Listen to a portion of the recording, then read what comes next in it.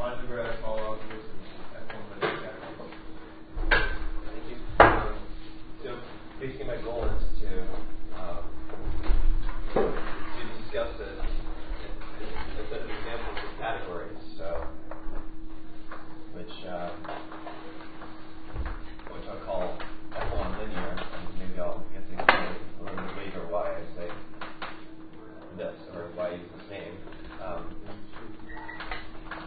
So these will be categories which have some sort of relatively straight properties. So these are non-additive categories.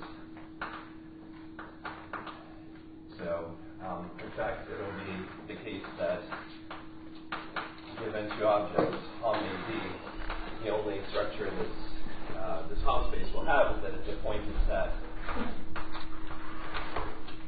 And the fancy name for a pointed set is an F1 vector space. So that's why I call this space F1 linear. And nevertheless, these categories have some nice properties and behave in many other ways like abelian categories. So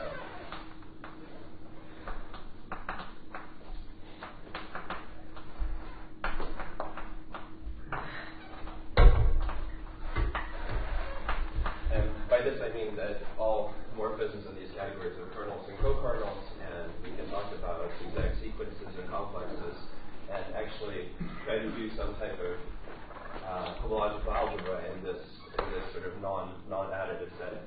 Okay, and the other feature that these categories will have is that given such a category C, we'll be able to make sense of its Hall algebra. So this is a pointer from such categories to Hopf algebra.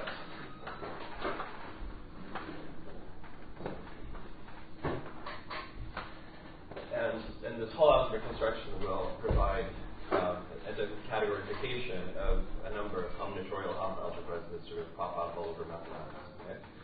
And so examples of such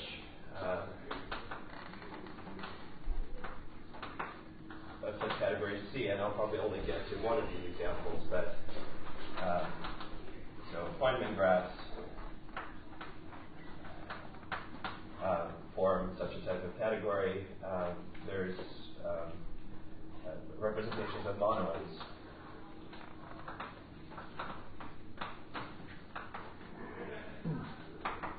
By a representation of a monoid, I mean a pointed set together with an action of the monoid. Another example is something I call incidence categories. These are categories that are constructed out of a family of partially ordered sets that are entirely combinatorial, as well as categories of coherent sheaves on schemes over F1. So, when you say non-additive, you mean it's not required, or you don't want it? In all these examples, all these categories are non-additive. So, as I said, Homs will just be pointed sets. So it would be okay because No, I don't want these to be additive specifically. Okay, so the plan is to right. So actually, since there's no way I'll get to this example, maybe I should just mention that there is a notion of a scheme over F1. It's an object that's locally defined by the spectrum of a commutative monoid, and it's glued from such spectra the same way an ordinary scheme is glued from spectra of commutative rings. And the structure sheaf of such an object is a sheaf of monoids, and one can talk about coherent sheaves and so on, but it seems extremely unlikely that we get to this point. Okay, so my plan is to just first discuss what Hall algebras are, and then maybe go through some of these examples.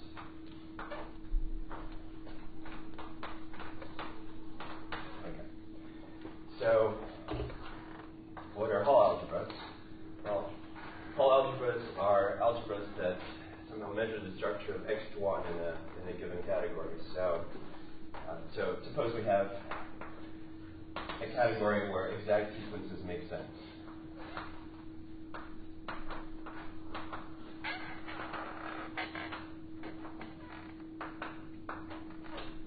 So where we can talk about short exact sequences, and we have some additional properties. We want we want the Hom space between two objects to actually be finite as a set. And we also want x1 to be finite as a set. So typical examples of categories of this form before were maybe, for instance, representations of quivers over a finite field or something like that, representations of finite dimensional algebras over FQ. But as I said, I'm interested in this sort of non-additive setting. So here really, these would just be sort of pointed sets, and I want them to be finite. And given such a category, we can try to cook up an associative algebra from it. So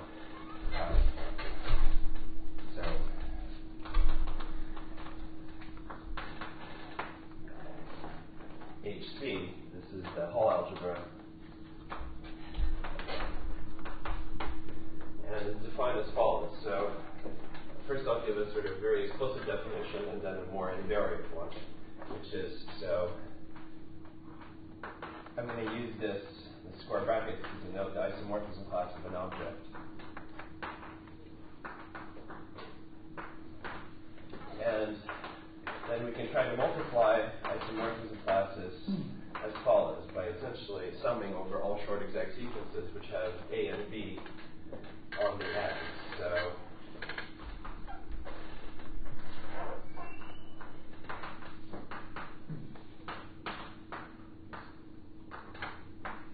I have to blot out by some symmetry factors here. And this number here is the number of short exact sequences of the form.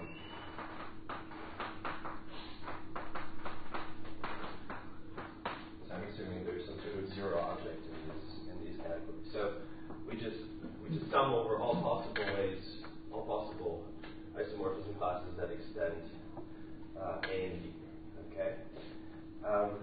So this is clearly an algebra that encodes the structure of X1, and the statement is that provided some very weak conditions hold that I don't really want to get into now, this will be an associative algebra. So maybe a better way of thinking about the whole algebra, a more invariant way,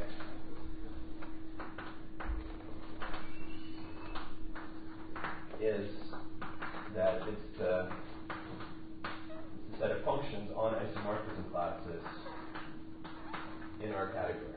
So here I want to identify this square bracket A with the delta function supported on the isomorphism class of A, and then given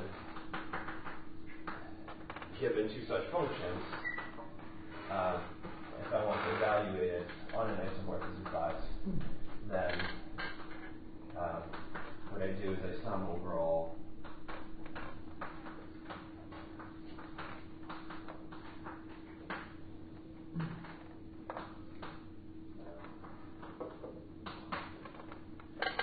some objects C of A and perform this type of convolution.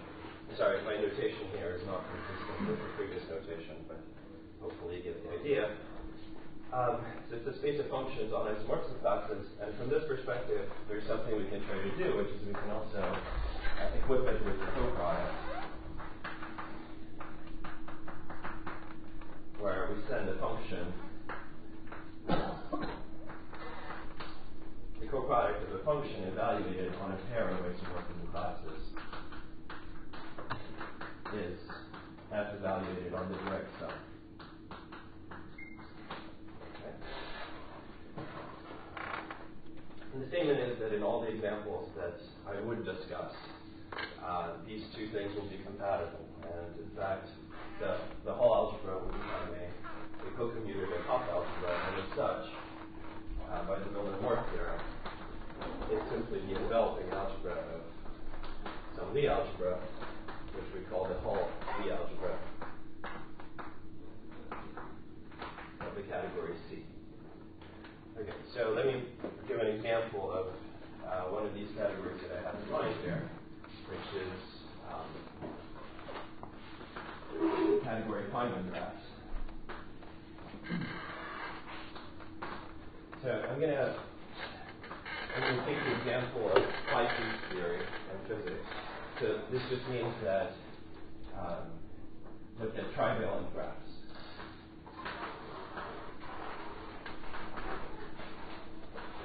So for our purposes, that's all phi cubed means.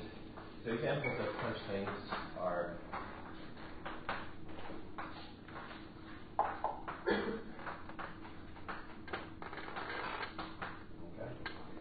so these are the types of graphs we're interested in, and so objects of this category are exactly these trivalent graphs. And a graph to me doesn't have to be connected, so it can have an arbitrary number of components. And I'm going to define morphisms in this category as follows. So given two graphs, gamma 1 and gamma 2, morphisms are given by triples of the following form. So here, little gamma I is a subgraph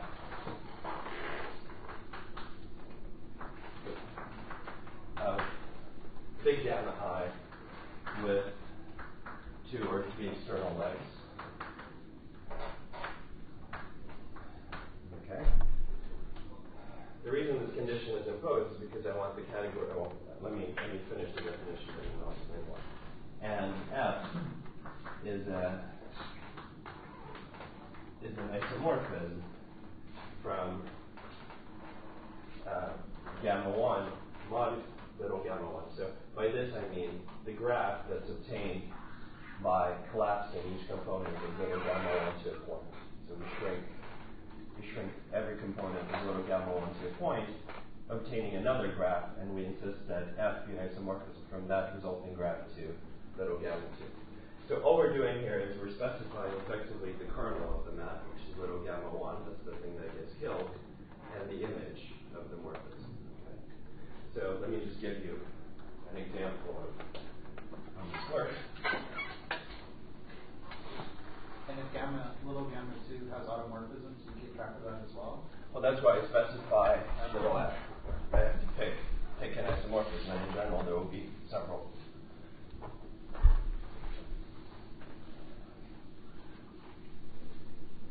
Do these graphs have any kind of ribbon-like structure, or there is No? Well, for me they are. graphs. I mean, you can probably. This is very generic. I'm sure you could do this with ribbon graphs also, and so on. But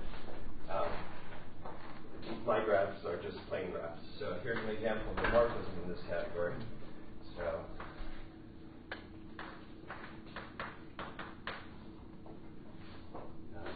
here's my gamma 1.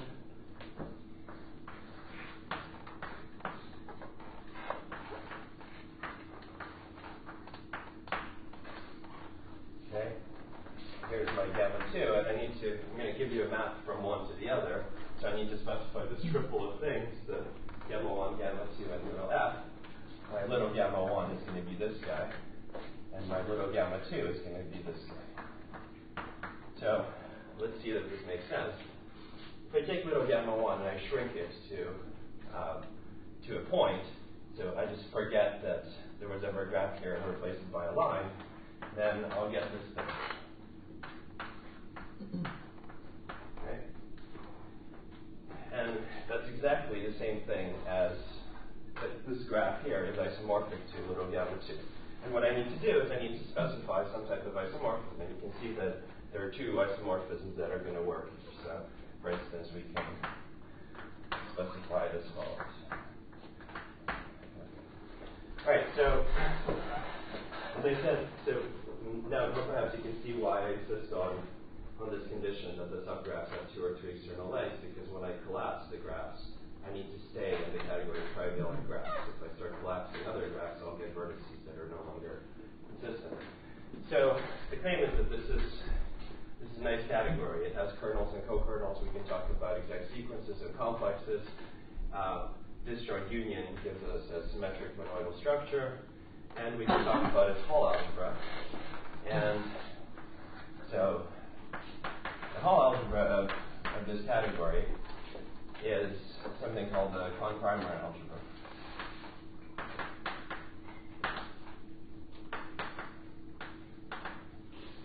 To be precise, it's actually dual to what people typically call the con-primary Hopf algebra. And this Hopf algebra that came out in the sort of mathematical study of renormalization because it encodes the combinatorics of the BPHC algorithm when you renormalize. So, roughly speaking, when you try to calculate the Feynman integrals that come up to these graphs, they diverge, and what you need to do is you need to add and subtract various contributions coming from subgraphs so as to obtain a finite answer. That there's a combinatorial algorithm for this called the BPHC algorithm. And I guess it was like Kreimer's insight originally that this combinatorics reflected the existence of a Hopf algebra structure here. I probably don't have a whole lot more time, but so there are many examples of such categories. So you can see obviously here that there's no easy way to kind of add morphisms. But for instance, you can look at quiver representations over F1. So you can consider representations of a quiver basically in the category of pointed sets. This will again give you a category which has a lot of very similar flavor to it, and which has some sort of degenerate behavior corresponding. Which if you compare this category with the category of representations of a quiver over FQ or a finite field, then this thing sort of gives you a sort of very degenerate behavior at Q equals 1. It's not exactly just setting Q equals to 1, but it's some sort of very degenerate version of it. And you can sort of cook up many categories with this flavor. And so, they really sort of do have the kind of feel of an abelian category, but they're not additive. And there's some sort of natural problems in this context that you try to make sense out of some homological algebra in this setting. So, for instance, we can talk about X in these categories. So.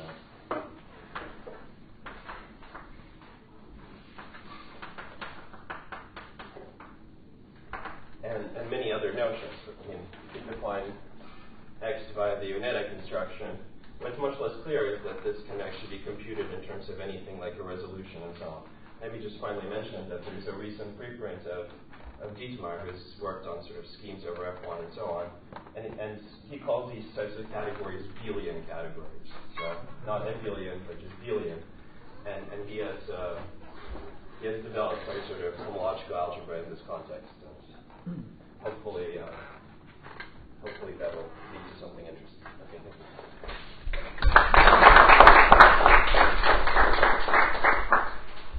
Questions? Would it make sense?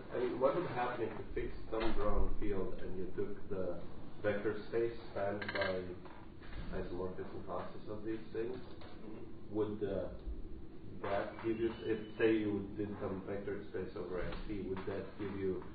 That would also presumably give you some kind of category with finite homes. You just want to sort of take the linearization of this and take the span. Okay. If you just do it like that, then you'll lose the properties as all maps of kernels and co-kernels. So all these categories do come with sort of a base change to abelian categories. What you would do in this case is there's a forgetful functor from all such categories to pointed sets. Once you hit pointed sets, you can just take the span. There you can take the span, but sort of directly here it wouldn't really work. So yeah, that's why I call them F1 linear, because these categories are enriched over pointed sets or F1 vector spaces, and so it's they all sort of come with a base change to a field, but not in the most naive way. Is there a physical reason that you want to be finding that in terms of geometry over F1? Well, nothing beyond speculation. So I should have mentioned also that typically you can even define the algebraic K-theory of these categories and things like that, and what one could hope or speculate that those K groups one expects to have some sort of almost homotopy theoretic interpretation. For instance, if you take the algebraic K-theory of just F1 vector spaces, it turns out that those are the stable homotopy groups of spheres, and so on. So theory, Feynman graphs, you can ask, what's the concept of that? And I don't know, but maybe it has something to do with the sort of arithmetic nature of the periods you get when you evaluate these intervals or something. But I mean, that's just a pipe dream. I don't really know. What is the final Lie algebra? Sorry, the whole Lie algebra. Oh, right. So yeah, I should have said so. So that if given two graphs, the Lie bracket has this form. So this operation, this triangle operation, is all ways of inserting the graph gamma 1 into gamma 2. So you can open out a vertex and glue in a graph, and this is all ways of doing that.